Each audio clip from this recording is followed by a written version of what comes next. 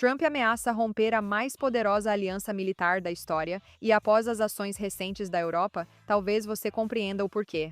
Veja o que é a OTAN, por que a traição europeia na guerra do Irã foi imperdoável e o que ocorre se os Estados Unidos realmente saírem.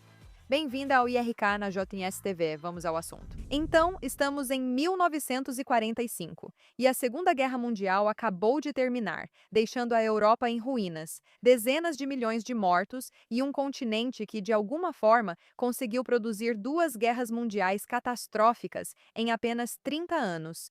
A percepção está começando a se espalhar lentamente pelas capitais ocidentais, e é algo assustador. Se nada mudar estruturalmente, isso vai acontecer uma terceira vez. Ao mesmo tempo, uma nova ameaça já está se formando. A União Soviética, que lutou ao lado dos aliados contra Hitler, agora está se expandindo para o oeste, instalando governos comunistas em toda a Europa Oriental, um por um, na Polônia, na Romênia e na Hungria, avançando rapidamente sobre o restante da Europa. As nações europeias, que estão exaustas e falidas após 6 anos de guerra, não podem enfrentar sozinhas a ameaça soviética.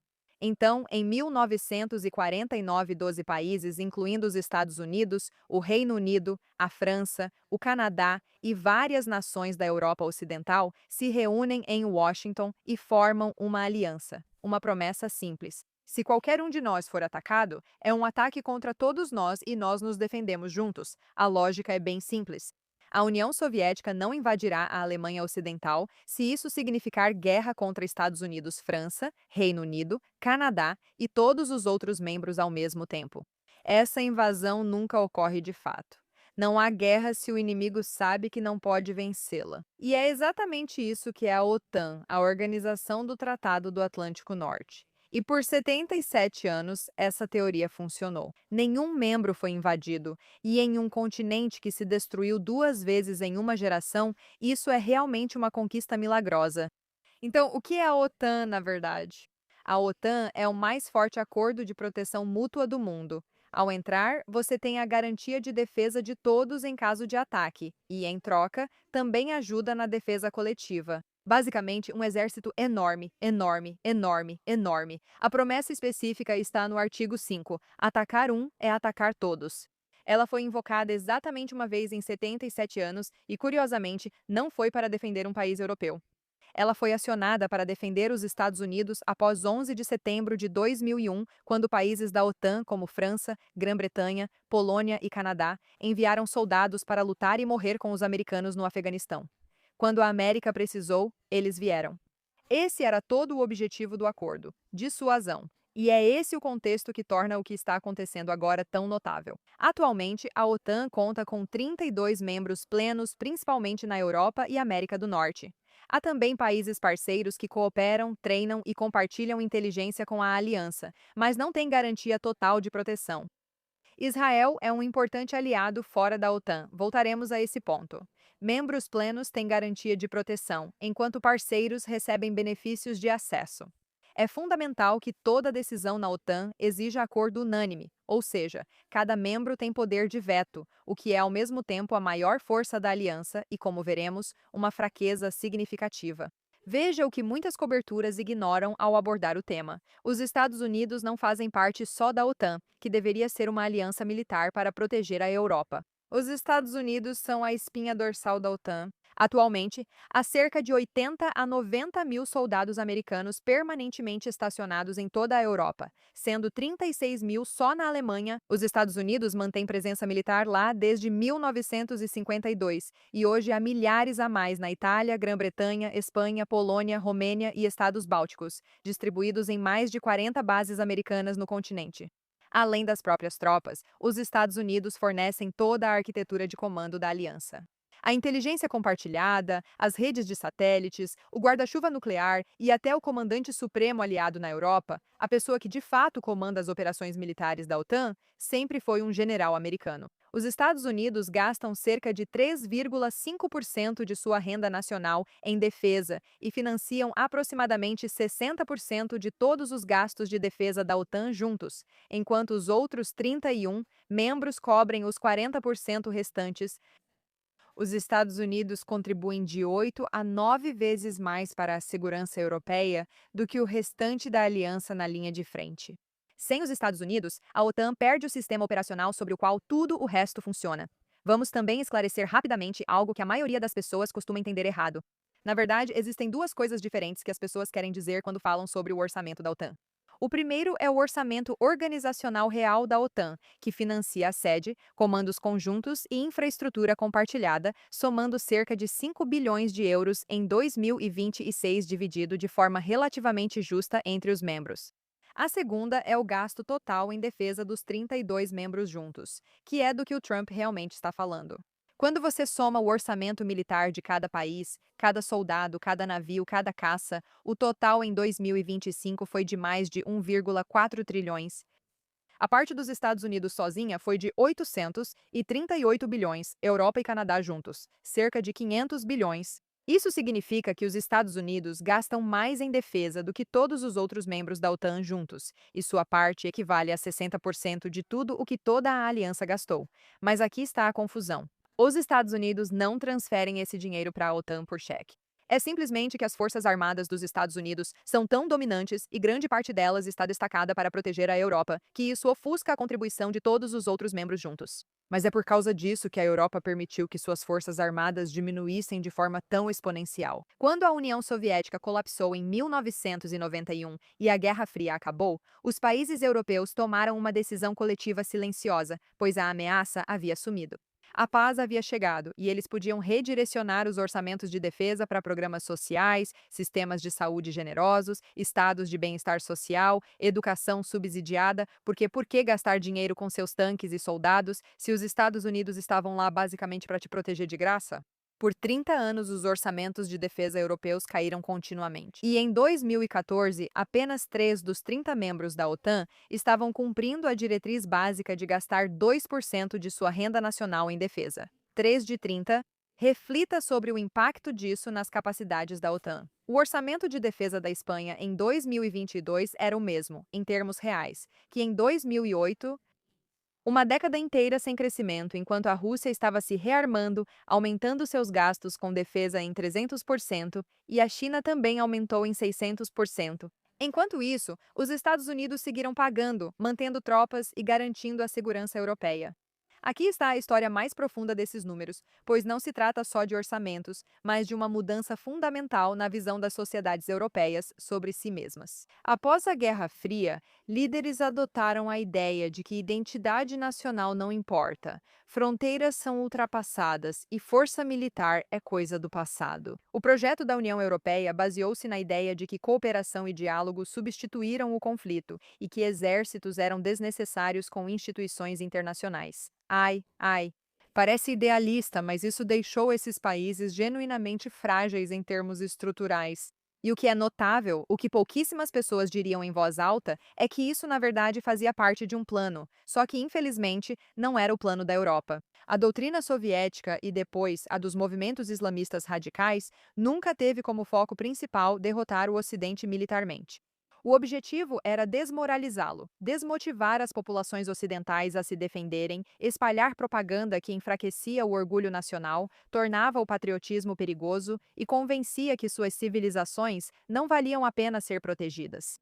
E enquanto isso acontecia, enquanto a Europa defendia seus exércitos e se convencia de que a guerra era obsoleta, a Rússia gastava 300% a mais.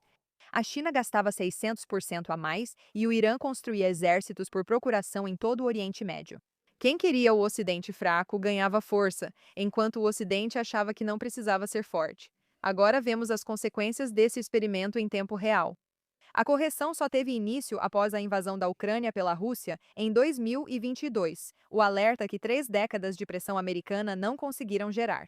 E em 2025, todos os 32 membros finalmente atingiram a meta de 2% pela primeira vez. Foi necessária uma guerra terrestre russa na Europa para isso. Porém, sejamos sinceras, o conflito entre Rússia e Ucrânia já parece notícia velha. Então, por que isso de repente está se tornando um assunto de conversa? Vamos analisar. Quando os Estados Unidos iniciaram operações militares contra o Irã, maior patrocinador estatal do terrorismo, vários aliados da OTAN, que dependem dos Estados Unidos, se recusaram a abrir seu espaço aéreo para aeronaves militares americanas. com a Espanha fechando completamente suas bases, Alemanha recusando participação e França pedindo o fim da guerra. No primeiro dia, com o forte e corajoso Macron declarando que a França não escolheu essa guerra, não vamos participar. Mesmo que Keir Starmer queira o crédito pelo sucesso, o Reino Unido foi solicitado a fazer algo quase mínimo nesse conflito: apenas permitir o trânsito de aeronaves americanas por uma base britânica. Não para atacar ou arriscar soldados britânicos, só para permitir a passagem de um avião americano, e Starmer recusou. Mas então ficou ainda pior. Quando Trump tentou criar uma coalizão para reabrir o Estreito de Hormuz, pois o bloqueio do Irã prejudicava mais os mercados de energia europeus que os americanos, esses países recusaram participar. Eles recusaram publicamente e em voz alta, um após o outro, diante de todos. A chefe de política externa da UE afirmou não haver interesse em participar. Alemanha, Itália e Japão rejeitaram enviar navios. E ao fazerem isso publicamente, esses países ativamente minaram Trump e a posição de negociação dos Estados Unidos com o Irã durante o período mais sensível do conflito. O Irã percebeu que os Estados Unidos estavam isolados, pois a coalizão prometida por Trump não se formou, dando vantagem a Teherã quando os americanos mais precisavam de aliados. Países totalmente dependentes das garantias de segurança dos Estados Unidos enfraqueciam a posição americana em negociações em curso sobre uma guerra que impactava mais o fornecimento de energia deles do que o dos Estados Unidos. Sabemos que Trump não aceita traições, mas isso foi uma facada no olho, não nas costas. Marco Rubio, que passou anos sendo um dos maiores defensores da OTAN, disse claramente: quando precisamos que eles nos permitam usar suas bases militares, a resposta deles é não. Por que estamos na OTAN? Muitos se perguntam isso hoje, mas para responder, precisamos entender o real motivo das ações dos líderes europeus. Evitar confrontar o Irã vai além de discordar politicamente de Trump. Por anos antes desta guerra, a Europa manteve uma relação econômica funcional com o Irã, e depois do acordo nuclear de 2015, empresas europeias correram para fazer negócios com o Irã. Quando Trump saiu do acordo em 2019, a União Europeia criou um mecanismo financeiro especial chamado INSTEX, especificamente projetado para permitir que os países europeus continuassem negociando com o Irã, contornando as sanções americanas. A Europa criou uma forma deliberada de contornar a política dos Estados Unidos para manter sua relação com o principal patrocinador estatal do terrorismo mundial. Além do comércio, a Europa depende muito da energia do Golfo. Após o corte do gás russo, em 2022 países europeus buscaram contratos com Catar e Emirados Árabes, trocando uma dependência por outra. Esses estados do Golfo têm entendimentos discretos com o Irã, o que pressiona para controlar a situação, não resolvê-la. A ironia é que justamente essa energia que o Irã ataca agora era a que Trump tentava proteger, mas quem liga para isso? Além de tudo isso, a França tem cerca de 6 a 7 milhões de residentes muçulmanos, cerca de 9 a 10% da sua população, e a maior comunidade islamista da Europa Ocidental. A Alemanha tem de 5 a 6 milhões, a Grã-Bretanha tem de 4 a 5 milhões, e até 2050, as projeções sugerem que a França pode ser quase 18% muçulmana, e a Alemanha chegar perto de 20%. Provavelmente, esse é o motivo mais real. Qualquer político europeu que apoie visivelmente qualquer tipo de ação militar contra a República Islâmica enfrenta consequências políticas imediatas. E essa matemática eleitoral acaba moldando a política externa de maneiras que raramente são reconhecidas na linguagem diplomática polida. Nada disso torna o comportamento europeu aceitável, no entanto. Só faz com que seja um pouco mais compreensível. Eles são fracos e estão bajulando os islamistas em seu país. Eles priorizam interesses econômicos e cálculos eleitorais acima da solidariedade da aliança e da segurança, mesmo protegidos pelo guarda-chuva militar americano, pelo qual jamais pagaram adequadamente. Aliás, não é muito diferente do que vimos com Israel. Eles condenam o país publicamente, mas secretamente imploram por sua ajuda quando se trata de lidar com o terrorismo. A Europa age como uma criança mimada que pensa poder dar pontapés nos pais sem consequências, mas isso pode acabar, pois não se enfrenta Trump sem pagar por isso. Também quero esclarecer que, quando falo Europa, existe uma diferença importante entre a Europa Oriental e a Europa Ocidental, sendo que a Europa Oriental está, na verdade, firmemente do lado dos Estados Unidos. A Polônia está entre os países da OTAN que mais investem em defesa em relação ao PIB. Os estados bálticos cumprem ou superam a meta e pressionam por mais, enquanto a Romênia expandiu suas forças armadas. Esses, sem surpresa, são países que viveram sob ocupação soviética. Eles sabem de memória como é na agressão russa e o que significa não ter ninguém vindo te ajudar. Eles participam e gastam sem ficar dando lição de moral ao mundo ou dizendo que os Estados Unidos têm uma postura ruim. Eu sempre disse que nossos inimigos tentam reescrever a história porque há poder em lembrar de uma ameaça. Países que conseguem se lembrar dos perigos de uma invasão têm clareza moral. A comparação com os países ricos e confortáveis da Europa Ocidental, como França, Alemanha e Espanha, é óbvia. Eles foram protegidos por mais tempo, contribuíram menos e se beneficiaram mais, e são eles que estão por aí dizendo não. Como Ari Fleischer, o ex-porta-voz da Casa Branca, disse: as nações da Europa Oriental são o coração da OTAN. Elas investem em defesa, sabem lutar e amam os Estados Unidos. A França deve ser responsabilizada e culpada. Desde apoiar a China e a Rússia na ONU até negar aos americanos o direito de sobrevoo, eles estão fazendo o que sempre fizeram, mostrando fraqueza enquanto fazem acordos com terroristas. Agora, enquanto a Europa Ocidental provou ser o pior aliado de todos os tempos, Israel mostrou ser um dos melhores. O que levanta a questão: por que Israel não faz parte da OTAN? Honestamente, é bem simples. Entrar na OTAN exige o acordo unânime de todos os 32 membros, e surpresa, surpresa, a Turquia, que é membro da OTAN, vetaria a adesão de Israel, já tendo bloqueado a participação de Israel em exercícios militares da OTAN por anos. Com populações muçulmanas na Europa Ocidental, outros membros também se sentiriam desconfortáveis em votar sim. Politicamente, isso não vai acontecer. Mas mais importante ainda, uma adesão à OTAN talvez nem seja do interesse de Israel.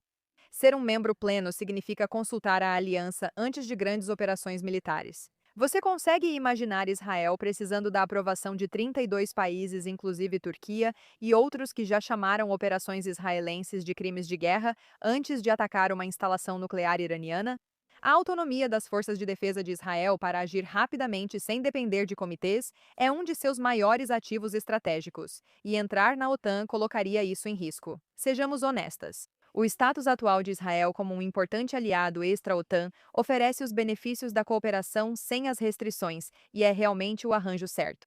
Quero dizer, olhe como esse grupo de países estava disposto a tratar os Estados Unidos, que basicamente financiam metade do movimento deles. Como você acha que eles tratariam Israel, que eles desprezam abertamente e publicamente? Vou deixar isso para você imaginar. Mas vamos voltar ao ponto deste episódio. Os Estados Unidos deveriam sair da OTAN como Trump ameaça ou permanecer? Ambos os lados têm méritos e é importante ser honesta sobre isso. O argumento para reduzir o compromisso dos Estados Unidos com a OTAN é direto. Fora toda essa ideia de que a América, em primeiro lugar, não deveria se importar com mais ninguém. A aliança permitiu que países evitassem gastos com defesa por 3 décadas, aproveitando a proteção americana. Se recusaram a ajudar na guerra com o Irã e mantiveram entendimentos discretos com o Irã. Trump está certa ao afirmar que uma via de mão única não é aliança e que os Estados Unidos têm prioridades estratégicas urgentes, principalmente em relação à China, enquanto 80 mil soldados americanos protegem países europeus que fecharam seu espaço aéreo e não merecem isso. No entanto, o argumento contrário também é sério. Esses mesmos 80 mil soldados não estão apenas protegendo a Europa, eles estão projetando o poder americano. Essas bases permitem aos Estados Unidos responder a crises regionais em poucas horas. A base aérea na Alemanha é um dos centros logísticos mais importantes das Forças Armadas Americanas no mundo, o que traz uma ironia marcante. Mesmo em guerra com o Irã e criticando a OTAN, os Estados Unidos ainda dependem do espaço aéreo e das bases europeias para conduzi-la. Eles realmente não poderiam fazer o que estão fazendo sem a infraestrutura que a OTAN fornece. Mas tudo isso poderia ser resolvido. A verdadeira razão e o problema que sair da OTAN pode criar é que isso enfraqueceria a dissuasão contra a Rússia. Exatamente no momento em que a Rússia está realizando sua maior ofensiva da guerra da Ucrânia, o que encoraja Putin no pior momento possível e coloca Estônia, Letônia, Lituânia e Polônia em perigo real. Países que não fizeram absolutamente nada de errado e se comportaram exatamente como aliados deveriam. Sabemos que a Rússia e a ideologia russa são inimigas declaradas do Ocidente, e agora talvez não seja o melhor momento para dar a elas incentivo para avançar e se expandir. Então, o que realmente acontece agora? Trump não pode sair formalmente da OTAN sem o Congresso, já que a lei de 2023 impede especificamente isso. Veja o que ele pode fazer e o que está em debate. Primeiro, ele pode retirar tropas. Relatórios da semana confirmam que ele pensa em retirar tropas da Espanha e Alemanha, trazendo-as de volta aos Estados Unidos sem realocação em outro lugar da Europa. O Pentágono já teria informado aos aliados europeus que eles talvez precisem assumir a responsabilidade principal pela defesa até 2027. E se isso acontecer, a Europa precisaria de cerca de 300 mil soldados adicionais. Isso é muito mais força do que existe atualmente. Também não está claro se conseguiriam formar essa força até 2027.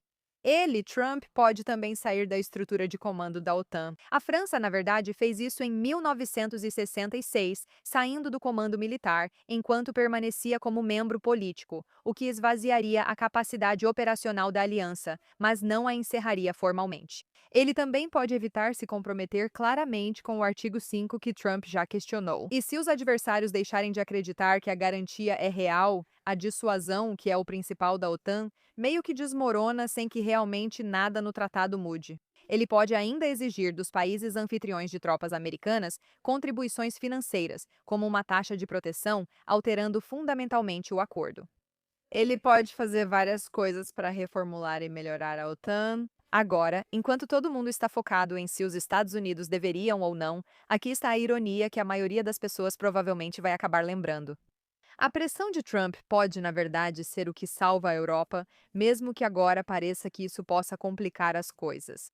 Se ser forçada a pagar pela própria defesa e construir capacidades militares reais resultar em uma Europa que realmente pode se proteger, eles podem sair dessa crise mais fortes e autossuficientes do que em qualquer momento desde a Guerra Fria. O desconforto de ser forçada a amadurecer pode produzir aquilo que décadas de pressão americana não conseguiram: uma Europa que não precisa mais que alguém a proteja. A Alemanha determinou que homens com 18 anos ou mais precisam de permissão para sair do país, enquanto se prepara para uma possível escalada que pode até levar a uma guerra. A questão sobre alianças é que elas só funcionam se os parceiros forem fortes.